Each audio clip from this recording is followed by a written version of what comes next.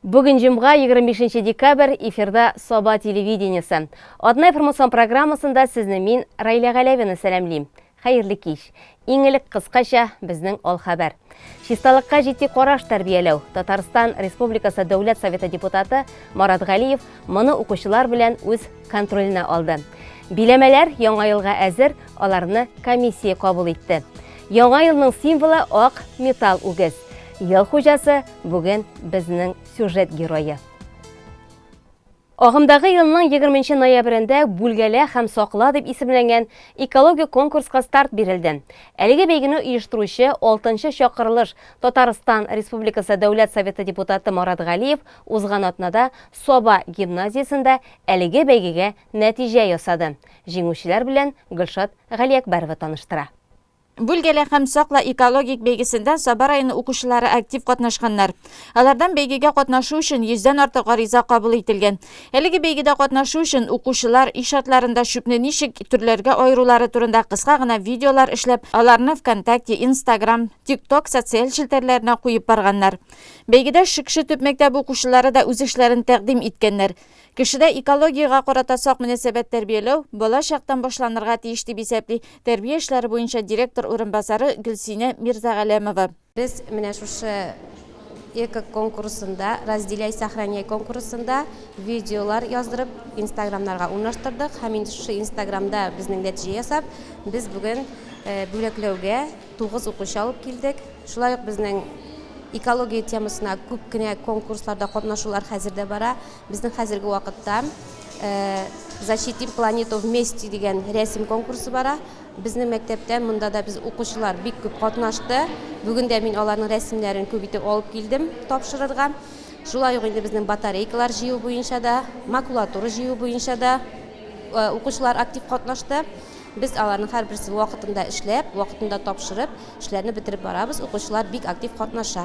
Экологияның чираклыгын балалар шынлап торып аңлыйлар. Шушы аңлаулар нәтиҗәсендә алар инде актив катнашып, ничек тә булса экологияны саклау өчен үзләреннән әз генә булса да өлеш кертергә тырышалар. Татарстан Республикасы Дәүләт Советы депутаты якташыбыз Марат Галиев теләктәшлеге белән барган конкурста быел Саба һәм Мамадыш районнары укучылары катнашкан. Гомумән, Татарстанның күп кенә районнарында шүпләрне сортларга аеру әле оештырылмаган. Депутат Марат Галиев каты көнкүреш калдыкларын аерып җыюны республика дәрәҗәсендә тормышка ашыруны максат итеп куя. Сегодняшняя акция это направлена на экологическое воспитание детей, но не только детей, но и из нашего взрослого поколения. Мы организовали этот конкурс с видеороликами первый раз. До этого мы проводили конкурс рисунков, конкурсы стихотворений. Но чтобы получить больший результат, чтобы было наше общество готово, необходимо правильно разделять отходы. Сейчас вы знаете, что идет реформа по обращению с отходами и строятся крупные предприятия, которые будут перерабатывать эти отходы, которые у нас образуются. И чтобы мы правильно могли сортировать эти отходы и быть уверенными в том, что они переработаются и будет получена продукция из них, вот для этого мы и подрастающее поколение, ну и наших взрослых, родителей, более старшее поколение уже показываем, как нужно разделять отходы, что из них дальше получится. И это, конечно, конкурс – это такой маленький первый шаг для того, чтобы объяснить всем, и детям, и взрослым, как разделяются отходы, какие в них полезные компоненты. И когда это делают дети, сюда вовлечены, конечно, и взрослые, я надеюсь, что мы с телевидением Сабинского района сделаем такой, на основе вот этих маленьких роликов, сделаем социальный ролик, который можно будет транслировать на телевидении, и уже когда запустится реформа в полный рост, можно использовать этот материал для того, чтобы объяснять, как сортируются отходы, куда они идут, какие полезные компоненты в них содержатся. Мы сделали такую мотивацию детям, чтобы их труд не был зря. Ну и, соответственно, накануне Нового года мы придумали такую акцию «Эко-Дед Мороз подарит подарки детям» и принесет какую-то радость в семьи. Мы этот конкурс проводим параллельно в двух районах, в Сабинском и Мамадышском районе. Но, конечно, Сабинский район – это моя родина, и, конечно, очень приятно, что количество детей, которые откликнулись на этот конкурс, в разы больше, чем в Мамадышском районе. И Качество роликов, конечно, хорошее и в Мамадышском, и в Сабинском, но здесь у нас более 150 детей сделали эти ролики. Это очень радует. Саба гимназиясында үткән җиңүчеләрне бүләкләү тантанасында Саба районы башкарма комитеты җитәкчесе урынбасары Марат Кәримов, Саба районы мәгариф бүлеге җитәкчесе Илфат Шакиров катнаштылар. Бәйгедә актив катнашкан укучыларны, җиңүчеләрне Эко Кыш бабай Куар кызы тәбрикләделәр. Бәйгенең оештыручысы депутат Марат Галиев белән бергәләп бүләкләр тапшырдылар. Җиңүчеләр дип Юлбат төп мәктәп укучысы Филүзә Хәмитова, Лисхоз урта мәктәбеннән Нәргизә Сафиуллина, Саба гимназиясыннан Самира һәм Самина Әхлиуллиналар табылды. Biz anda söyledi küçüklerden nişik şey oturunda hem bizim tabiatını yaratırlar. Мен чисалык белән шөгыльләнәм, аны бик актив кешесе булам, төрле конкурсларда катнашырга яратам. Мин бу конкурс турында Instagram эшләтүеннән белдем. Миңа укытучы әйтте, мин шул вакытта катнашам дидем. Һәм икенче көнгә мин видео ясый башлыйм. Һәм икенче урынга лайык булдым. Иң мөһиме, бүлгәле һәм сакла экологик конкурсында катнашкан укучылар тормышта һәр вакыт кирәк булачак. Планетабызны экологик һәлакәттән сакларга ярдәм итәчәк белем һәм күнекмәләр дә алдылар. Районыбызның Тимышык авылында гомер итүче Хурҗинан әби Нәгыймова чын мәгънәсендә бәхетле кеше. Бүгенге көндә аның барлык бер туганнары, үстергән балалары һәм якыннары исән-саулар. Үзе дә кадер-хөрмәттә гомер кичерә. 18 декабрь көнне ул үзенең 90 яшьлек гомер бәйрәмен каршы алды. Тумышы белән Саба районы Мингәр авылыннан булган Хурҗинан әбинең йорты бүген кунак шавыннан гөжләп тора. Бәйрәме белән котларга дип аның барлык кадерле кешеләре, якыннары җыелган. Үзе бөтерчек кебек кенә булса да, кечкенә иңнәре, чордашлары күргән бөтен авырлыкны күтәргән. Әтиләре Хәйретдин сугыш кырыннан әйләнеп кайтмый, шуңа күрә гаиләдә иң олы бала буларак әнисе Зәйнәпнең уң кулы булып тормышны җигелеп тарта. Эне сеңелләрен үстерешә. Субханалла, тормышының һәр мизгелен бүгенгедәй хәтерли. Мен үзем Аллага шөкер, әни белән яшәдем. Әтиебез сугышка киткәннән 4 бала булып калдык. Аллага шөкер. Үстерешлегебез белән хәер сорашып дигәндәй мондый ниләргә йөрмәдек. Аллага шөкер, үстерешлегебез белән яшәдек. Кеше күлкеләренә калмадык. Аллага шөкер, тырыштык ансына. Бар бездә балалар белән. Ашасын ашадык инде. Барча ашадык. Ширек бәрәңгесен ташадык, кышытканын ташадык. Басудан инде үлән барын ташадык. Ул вакытта безнең теш булган. Теш булганда шуның белән көч кергән инде без. Шуның белән урманда кистем, урман кисәргә дә бардым. Багын тияргә дә бардым. Күкмара районындагы Баллы кына дигән авылда тордык. Алар безнең телдә түгел, әллә Марый, әллә Арый шундалар. Аннары Килбәктә тордык, квартирада Сабаш урманы кисәргә бардым. Аннары Кызыл Йолдыз дигән район, хәзер мин аны бер дә ишеткәнем юк. Ул без барган вакытта Кызыл Йолдыз районы дип сөйлиләр. Ул ни булгандыр? Мәшнәкме дигән авылда квартирада тордык. Анда да урман кисәргә бардым. Инде аннары урманнар кисеп кайтканнан соң фермага кирдем. 8 ел фермада эшләдем, 1 ел бизә карадым, 7 ел сыер саудым. Үсеп канат яргач, Сылу Хурҗинан Тимыршык авылы егете Миннәхмәт белән 1957 елда гаилә кора. Бер ул, 2 кызга гомер бирәләр. 49 ел гомер кичерәләр. 14 ел элек гаилә башлыгы вафат булган. Монда килгәчтә җиңел булмады тормышлар. Иптәшем ат җигәдер. Аның берәр җимеше булып берәр җиргә китсә, ат җигеп минем өстә калды. 2 ай итеккә чыгып кайтадыр. Атында да атны мин җиктем. Колхозның инде ише булса шуны эшләдек инде. Сау чагында, сау булганда. Пенсиягә чыкканчы шулай торып эшләдем. Хәзер киленем килгәнче кайнанам белән 27 ел тордым. Киленем белән аннары 7 елдан артык тордык. Киленем килгәчтә, 3 киленем килгәчтә. Хәзер киленемә дә 37 ел булды инде. Bunlar kişi de ayıp şanatırgan tügül. Allah'a şükür indi balalarım çok selamet buldular. Сәламәтлегенә дә зарланмый Хурҗинан әби. Бүген дә әле ул үз-үзен йөртә. Газета, дин китапларын укый, һәр баласына хәер дугасын ирештереп тора. Җәйге матур көннәрдә ишек алды, бакча тирәләрен әйләнә, күршеләре белән аралашып тора. Моның хәтта 90 яшькә җитәрем дип кемнең башына килгән. 90 яшь бик күп гомерләр. Без эшләгәнне санап та бетереп булмый, язып та бетерә торган буланы. Эшсезлектә читен икән, менә хәзер бер эш тә эшләмим. Бер эшем шул, Аллага шөкер, әзерне чыгып ашыйм. Үзе йомышым үзем үтим. Аллага шөкер, 5 вакыт намазыма тәһарәт алам. 5 вакыт намазыма кешем җиткән кадәр укыйм. Аллаһ Тәгалә кабул итсен. Укыйм дип кенә түгел, Худайдан кабуллыгы.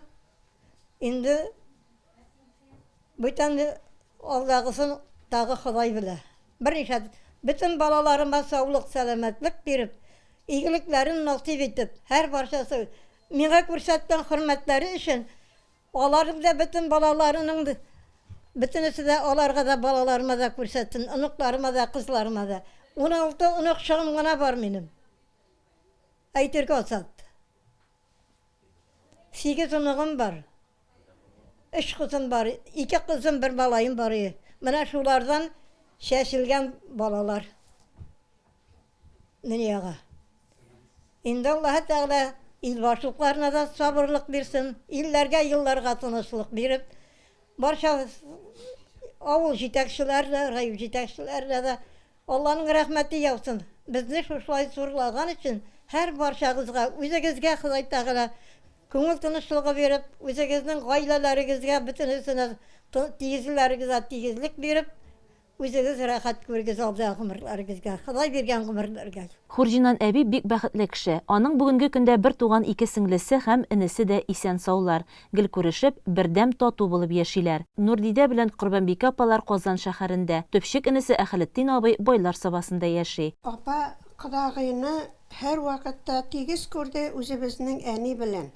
Кодагый да апаны кызы кебек күрде. Моны һәркем күрше-күлән белә. Кодагыйны апа шулай олылады, әйтерсең үзен тудырган ана. Шуңа күрә шушы йорттан аларга көне-төне изге дога бара. Шушы тәртип белән яшәсә иде, бу нигездән булган һәрбер бала кайбер эшне кеше онытса да, һич онытмый аны Раббым Алла.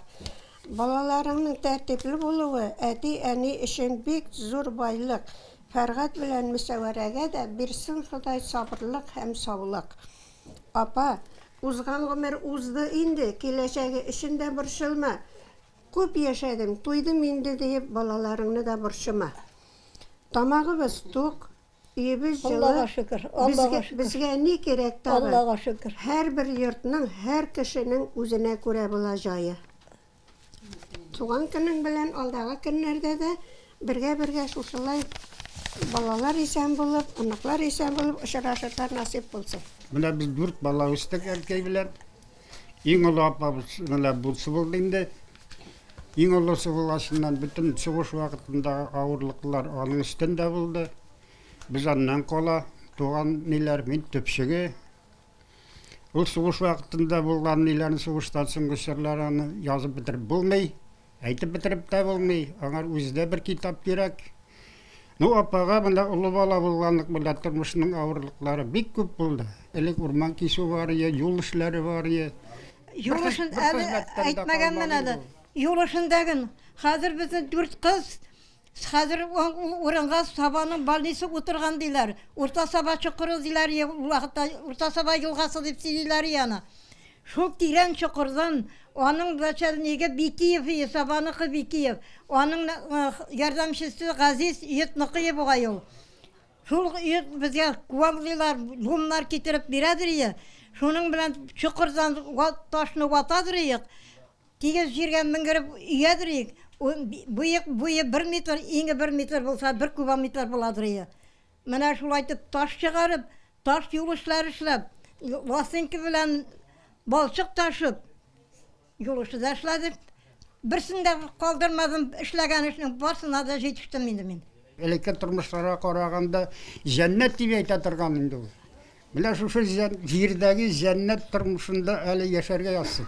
Хурҗинан әбине 90 яшьлек юбилейы белән Тимершык авыл җирлеге башлыгы Айдар Хаҗиев та тәбрикләргә килде. Ул район җитәкчелеге һәм үз исеменнән котлау сүзләре җиткерде. Зур бүләкләр һәм Россия Федерациясе президенты Владимир Путинның теләкләре язылган открытканы тапшырды. Өлкән кеше әлбәттә игътибар хөрмәткә бик сусап яши. Җитәкчеләрнең ихтирамы исә аның күңелен тагы да кузгалтты. Үзенең әле бүген дә кирәкле булып яшәвен тою аны икеләтә бәхетле итә. Юбиляр балалары Фәргать, Гөлфирүз, Тәскирә, килен кияүе, онык-оныкчыкларының исән-сау булулары, тормышта үз урыннарын табып, ил көнгә файдалы булып яшәүләре белән дә нык горурлана. Тормышым зая узмаган ди ул. Төп йортта улы Фәргать килене Мөсәвәрә белән бөтен туган тумачаларын бер учка җыеп, якыннары өчен яктымаяк, олы терәк, йорт тоткасы булып гомер кичерә. Һәр кайсы өчен ул бик кадерле зат. Бик ярдәмчел булдылар, Аллага шөкер. Бергә тигез яшәдек, туганнар белән дә бик дуста булдык. Аллага шөкер. Бүтән сүз юк инде. Исән-сау яшәргә язсын, сәламәт булып барыбыз да. Эшләдегез. Эшләгәндә балалар әби кулына калды инде. Эшләгәндә әби кулында калды, әби карады эшсендә. Эшсендә укыттык, белем бирдек, Аллага шөкер. Эштә Аллага шөкер, эшләп бириләр барсы даган. Сау сәламәт, оныклар да Аллага шөкер. Бик күп тидеме әби? Әбинең ярдәме бик күп диде, Аллага шөкер. Әткәй дә бар әле, әткәйнең үлгәненә 14 ел. Мин Аллага шөкер. Да, аның белән дә бик күп яшәдек. Әле мин килгәнчә әби дә бар яңадан, аның белән дә 7 ел яшәдек әле. Яни безнең өчен бик яхшы булды инде. Безне башта өчебезне тәрбияләп үстерде. Без 3 туган. Аннан соң менә өйләнешкәннән соң балаларны безнең 3 балабыз дагын ясәгә бармады. Шул әниләр карамаганда булды. Алар үстереп мәктәпкә узаттылар инде. Шул мәктәптән каршы алып, яни белә бик дус тату яшәдек, Аллага шөкер. Хәзер дә әле яшәсен әле. Безгә бик кирәк. Яшьрәк вакытта шәлләр бәйләгән ул. Мин инде кечкенә булганда күрмәдем аның шәл бәйләгәнен. Аннар инде менә балалар тугашыннан жиннаскилар бәйләп, җигерләп, шулай итеп бөтен кешегә әле минем Казанда балаларга да жиннаскилар бәйләп җибәрәдер ие. Минем малаем да, кызым да почти авылда үстеләр. Как җәйге каникул булса, шушында кайталар ие. Әти өйрәтте бөтен эшкә малаемны. Шушында татарча өйрәнеп, чип-чиста татарча сөйләшәләр балаларым, Аллага шөкер. Анысы да әти белән әнинең заслугылары инде.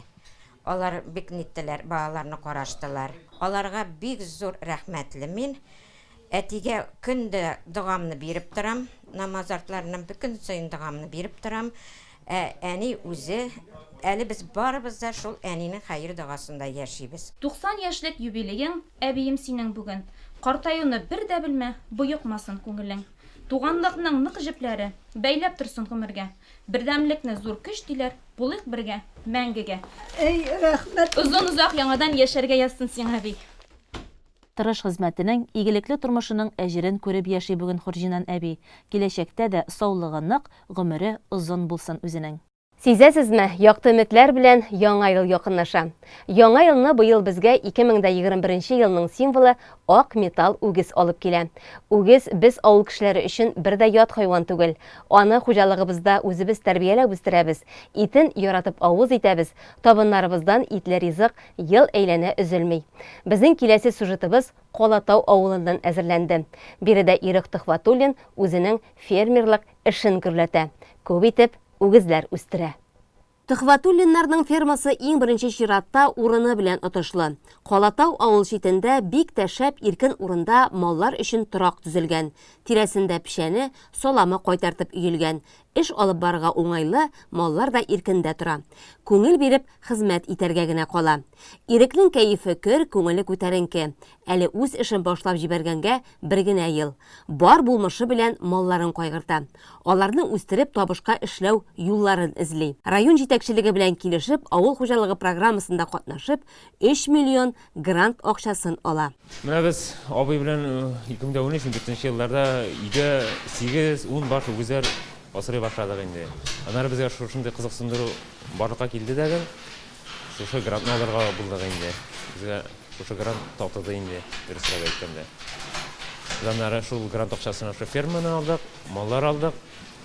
газель алдык. Ирек үзе дә авыл малайы, кечкенәдән хуҗалыкта әти-әнисенә маллар карашып кул арасына кереп үсә. Шуңа аңа табышлы эш эзләп йөрү кирәк тә булмый. Әзер торакны сатып алгач, өендәге 10 бозавын алып төшеп бәйләп куя, аннары яннарына тагын 40-ны ала. Мин үзем авылда туып үскәч, шул маллар янында үскәч, шул маллар белән акча табылмасмы дип әйтеп керелеп ителде инде безгә. Бу торакта иң беренче күзгә ташланганы тәртип, чисталык. Хуҗасының тырышлыгы шуннан да беленә. Үземнеке итеп эшләгәч, башкача була да алмый инде ди бу хакта Ирек үзе. Маллар яхшы тәрбиядә, көр күренәләр. Алардан тиешле артым алуга килсәк, хуҗаның үз сире. Үгезләрне шул бәйдә үсүен без күрәбез инде, әйбәтрәк инде. Алай тизрәк үскән шикелле, ул бит инде бәйдә булмаганда ашый, йөри. Үзенә ит тизрәк кунмаган шикелле инде безгә. Бәйдә безгә кулайрак инде.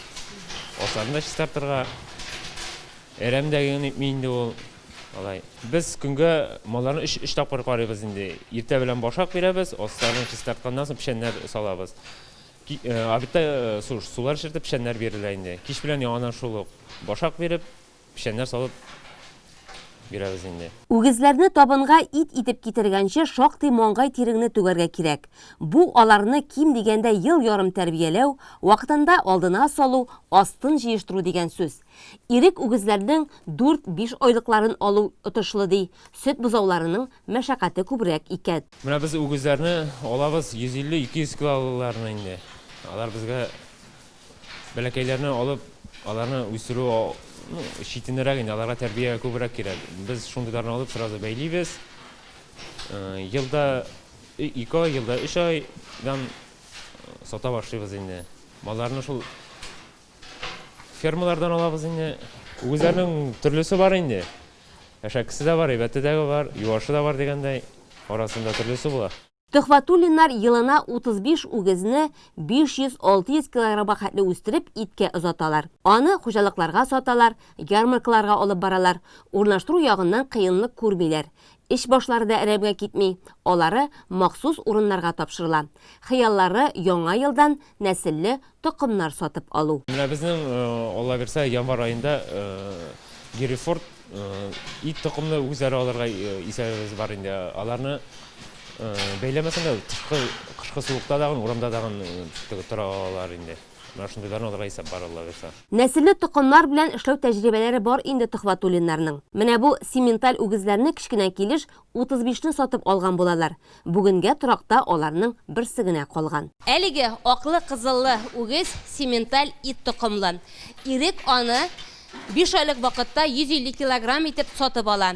Инде менә 10 ай ул аның хуҗалыгында торганнан соң бүгенге көндә лента тартып 530 килограммны тәшкил итә. Ул аны хуҗасы 600 килограммга җиткәннән соң шалырга җыена. Бу токымның өстенлеге шунда, аның ите бик йомшак, тәмле һәм мәрмәр ит исемен йөртә. Инде хуҗаларга асрарга да бик кулай хайван, чөнки ул үзен бик тыныч тота һәм инде ашарга сорап та көн дәвамында кычкырмый. Хуҗалыкта маллар ашарга сорап кычкырмасын өчен җәй буе тырышып кормасын әзерли Төхватуллиннар. Торак тирәсенә соламын кайтарып тизә, пешәнлеккә пешәнен өя, келәтенә ашлыгын тутыра. Буларга җәмгысе 350 мең тирәсе акчалары тотыла. Мал башын малга алыштыруга миллион ярым акчалары әйләнештә йөри. Ит саткан табышлары 2 миллионнан артып китә. Үгез малы тотуның санлы нәтиҗәләре начар түгел әлбәттә. Гаилә башлыгы киләсе яңа ел үгез елына да яхшы өметләр баглый. Тырышып эшләсәк, малларыбыз сер бирмәс ди Ирек. Үгезләрне шулай күбәйтеп үстерергә язсын инде. Алар үгезләр шикелле авыртмыйча шундый симез булып, шушы чирләрдән котылып яшәргә язсын инде. Бусагада торган үгез елына һәммәбездә яхшы теләкләрен генә йөрий. Халкы малның үзе белән йөрсә дә, аның хуҗасына буйсынмый хәле юк. Димәк, безгә дә дилбегәне үз кулыбызга алырга туры килер. Яңа ел алды иң ыгы-зыгылы вакыт хәзер. Районыбызның һәр оешма биләмәсе, җирлекләрнең социаль объектлары тирәсендә айруча җанлылык. Нишлиләр дигән сорау урынсыз монда. Конкурста иң яхшысы булу өчен кар бозсыннар ясыйлар. Кичә һәм бүген комиссия аларга үз бәясен бирә башлады. Нәтиҗәләр 26 декабрь үзәк чыршыны ачу тантанасында игълан ителер. Комиссия күзәтүе белән Әлфия Мәбәрәкова таныштыра. Яңа ел бәйрәмен сабалар елның елында хезмәт уңышлары белән бергә урамнарны, эш урыннарын, ял итү паркларын төрле сыннар белән бизәп, яктырткыч утлар белән уратып, күңелгә хуш килердәй итеп каршы алалар. Һәм буларның барысына да махсус комиссия тарафыннан бәя бирелә. 23-24 декабрь көннәрендә жюри, оешма, учреждение, предприятие биналарын, шәхси эшмәкәрләрнең кибет биләмәләрен карап чыкты һәм үз бәясен бирде. Чыннан да Байлар сабасы, аның урамнары әкият илен хәтерләтә. Сине ерак болашакка алып кайта. Без комиссия белән бергә йөргәндә ерак Владивостоктан килгән Аннаны да очраттык. Оказалось, у вас здесь с Дальнего Востока, конкретно с города Владивостока. Это Приморский край. Вот мы всей семьей перебрались в ваш прекрасный Татарстан, так как папа у нас отсюда. Совершенно случайно увидели дом, приехали сюда, в ваш район, это было летом, очаровались совершенно вашей красотой вот, в богатых сабах, потому что, это все-таки сельская территория, но поразила ухоженность деревьев, улиц, асфальт, дома, жители, цены, в общем, впечатлились. А вот сегодня вы фотографируете, я вас видела. Что Да. вы хотели именно фотографировать? Вот мы первый раз едем по вечерним сабам, да, и вот все то, что вы посвятили, все деревья, детские вот эти горки, фигурки, такую красоту, конечно, невозможно. Вот мы сфотографировали, сняли видео коротенькое, чтобы показать своим друзьям, которые остались во Владивостоке, что несмотря на то, что это сельская территория, вот так здесь все украшено, красиво, Вам нравится, со вкусом, нам очень понравилось. Мы поздравляем и своих друзей, вдруг они случайно увидят этот репортаж, упадут, и, конечно же, своих теперь уже будущих соседей, земляков. Желаем такого же процветания, чтобы ваш район оставался среди первых. Хотелось бы жить в таком селе, за которое будет не стыдно. И детям будет хорошо и комфортно. Үзәк урамдагы сыннар кешеләрнең күзен иркәли. Зур тауда кичләрен йөзәрләгән бала тавышуа, рәхәтләнеп ял итә. Саба үзәгендәге оешма учреждение предприятиеләрнең яңа елга ничек әзерлеген без 26 декабрь көнне зур чыршы ачу тантанасында күбрәк белербез. Аларның шактые махсус бүләкләрне район башлыгы кулыннан алачак.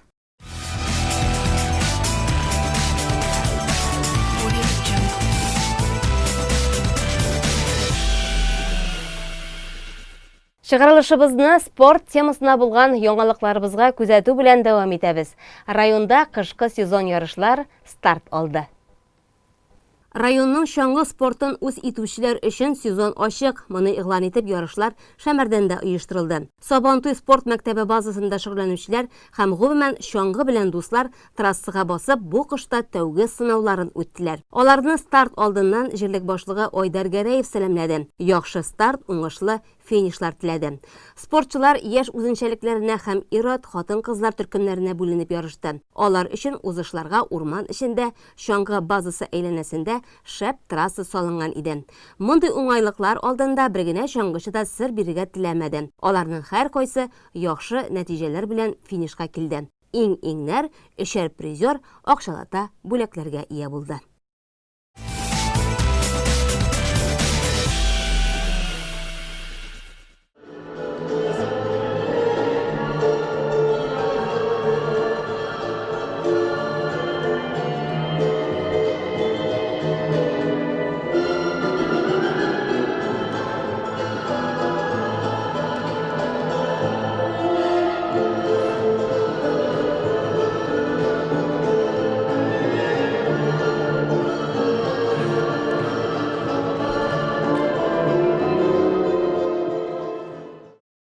аякта фигуралы шуыны бәйге дип атарга да кыен. Монда бер карашка барысы да җиңүче. Һәр чыгыш югары сәнгатькә тиң. Бүген монда Казан, Ярчалы, Түбән-Кама, Кукмара, Мамадыш шәһәре, Мордовия Республикасының Саранск шәһәренең спорт мәктәбе, шәһәр клубларында шөгыльләнүче спортчылар килгән. Боз өстенә барлыгы 220 фигуралы шуучы чыкты.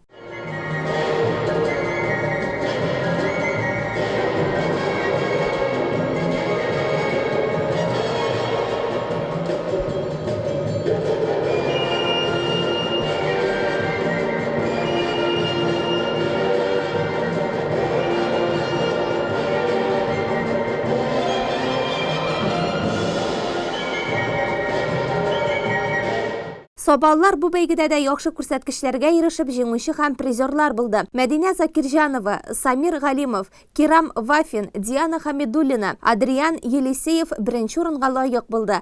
Азра Быджыр, Регина Ракипова, Камил Хусайнов икенче урында. Өченче урынга Карина Ракипова, Эсмира Әхмәтшина ия булды. Фигуралы шуу бу егет кызларның тормышы. Алар һәр тренировка вакытында яңа алымнар өйрәнә. Тренерлар белән үзенчәлекле чыгышлар уйлап табу өстендә эшли.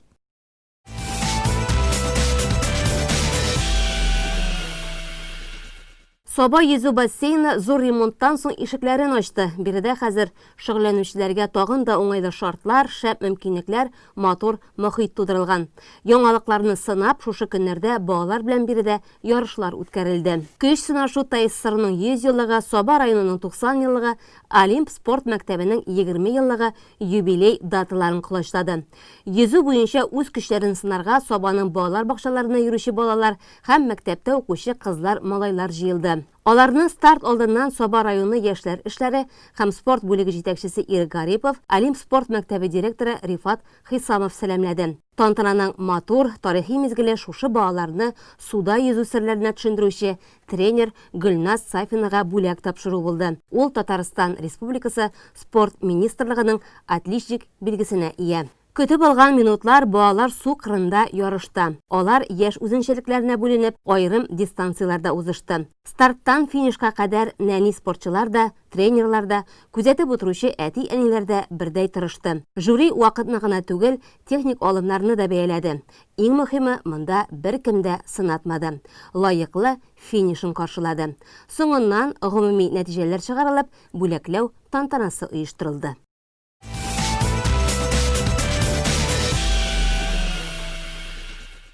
Ялларда спорт комплекста Наил Хамидуллин истәлегенә багышланган көрәш буенча ачык турнир үтте. Анда 2004-2006 елга, 2007-2008 елга егетләр бил алышырга җыелды. Ярышларны ачу тантанасында Соба муниципаль районы башкарма комитеты җитәкчесе урынбасары, башкарма комитет аппараты җитәкчесе Марат Кәримов, Татарстан Республикасы көрәш федерациясының башкарма директоры, СССРның спорт мастеры Рауль Хайруллин, Наил Хамидуллинның туганнары, подполковник Раил Хамидуллин һәм көрәш буенча бөтен Россия турниры призеры Фидаил Хамидуллин, Соба муниципаль районының яшьләр эшләре һәм спорт бүлеге начальнигы Ирек Гарипов, Олимп спорт мәктәбе директоры Рифат Хисамов, шулай ук башка хөрмәтле кунаклар катнашты. Быелгы ярышлар Наил Хамидуллинның вафатыннан соң 10нчы ел оештырыла. Биредә катнашучы командалар географиясы да елдан-ел киңәя. Республиканың һәр районы диярлек яшь көрәшчеләр белән иң көчле командасын куя. Бил алышу 2 келәмдә барды. Аларны югары категорияле хөкемдарлар бәяләде. Көрәшче җанатар тамашачылар да күп җыелган иде. Көрәш 30 килограммнан башлап 85 килограмма хәтле 9 үлчәүдә алып барылды.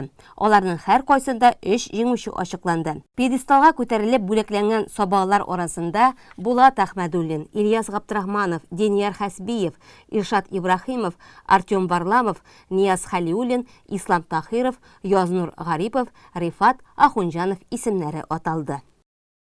Атна информацион программабыз акрына якынлашып килә. Сабулашыр алдыннан исегезгә төшерәбез. Иртәгә 26 декабрь шимбә көнне район үзәге байлар собасында кыш бабайлар парады һәм үзәк чыршыны ачу тантанасы була. Барыгызны да кичке 5тә бәйрәмдә катнашырга чакырып калабыз. Шәп булачак. Реклама чыгарылышыннан соң җырлы бүләк тапшыруында очрашырбыз. Бездән аерылмагыз.